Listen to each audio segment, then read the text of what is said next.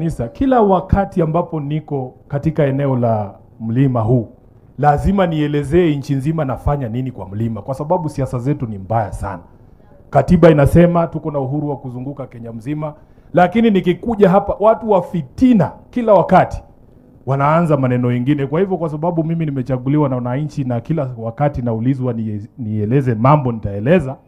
Nataka niwaelezee kwa nini niko hapa. Nikiwa Sifuna, mimi ndio seneta wa Nairobi, katibu mkuu wa chama cha ODM na naibu kiranja wa walio wachache kwenye bunge la Senate. Kama katibu mkuu, mimi ndio niko na register ya marafiki wa Raila Odinga. Na Raila Odinga hakuwa na maadui kwa sababu yeye alikuwa mtu tofauti sana. Hata mungekosana leo, rafiki yetu mwingine alikuwa anaitwa Moses Kuria. Kila siku alikuwa anachokoza baba, lakini kesho unampata wanakunywa chai na yeye. Bwana moderator, mimi ndio niko na list na register ya marafiki wa baba Raila Amolo Odinga.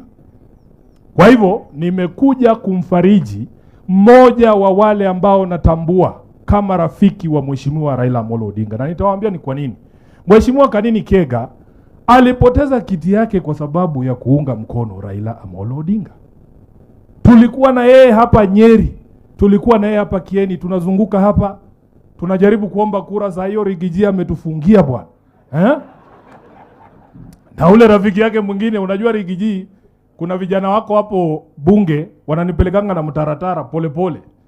Kina Karungo Wathangwa wako hapa. Kuna ule rafiki yangu mwingine ninasikia umemtuma London, anaitwa John Methu. Kuna huyu wa Kirinyaga ananifunzanga mambo ya agriculture, nitasema hapa, anaitwa Kamau Murango. Waliniambia saa hii Sifuna ukikuja kwa mlima, hata kama unajua Kikuyu usiseme, kwa sababu kuna mkora alizunguka hapa akiimba Mwadhani ya Gosho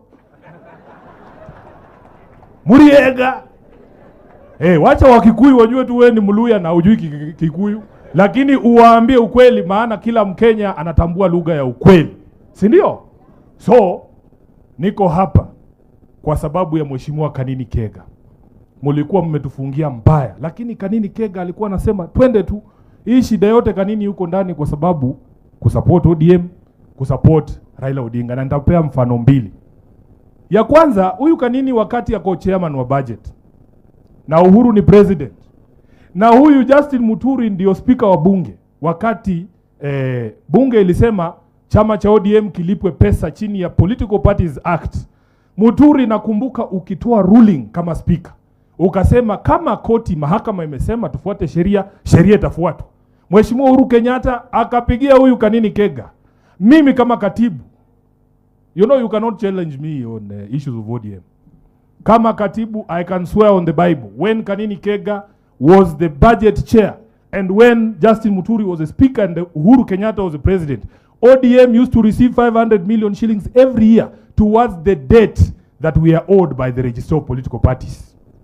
Hiyo pesa nilikuwa naiona, ndio tulikuwa tunazunguka hapa kusukuma hiyo mtu yenu ya Agosho, lakini bado mkatubwaga.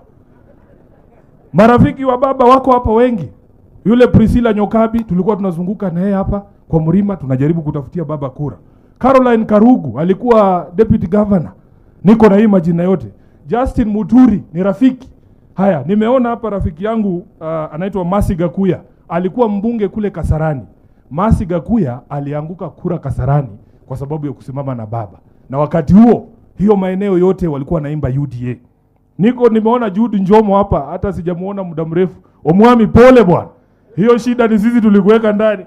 Mheshimiwa Peter Mwadhi, I am so happy to see you guys. Hiyo shida ni sisi tuliwaweka ndani. Niko na mmoja hapa, rafiki ya baba, anaitwa Pauline Njoroge. Nataka asimame tu. Pauline Njoroge, wakati baba anazunguka huku kutafuta kura ya AU, yeye ndiye alikuwa anatembea na baba, anamsaidia kufanya mambo yake ya communication. Mpigie makofi. Ni msichana ya Mrima. Kwa hivyo, mimi Mheshimiwa Rigathi, najua mahali marafiki ya baba wote wako. Kwa niaba yangu mwenyewe Mheshimiwa Kanini Kega, kwa niaba ya chama kizima cha ODM, kwa niaba ya watu wa Nairobi, pole sana kwa kumpoteza mama yako.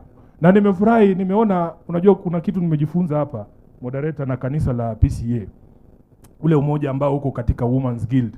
Nilikuwa naona hawa mama zetu wakibeba mama yako, wakimleta hapa, kuashiria ule umoja na upendo ambao wako naye. Sijaona katika jamii nyingine yoyote ama katika kanisa lingine kina mama wetu wakibeba mwenzao. Na unajua hii casket ni nzito bwana. I could see our mothers. Sasa nasema Mungu awabariki sana kwa huu umoja wenu. Muendelee kuombea hili taifa kama kanisa la PCA. Na vile wenzangu wa kutoka Western wamewaambia, kule hakuna kura ya Kasongo.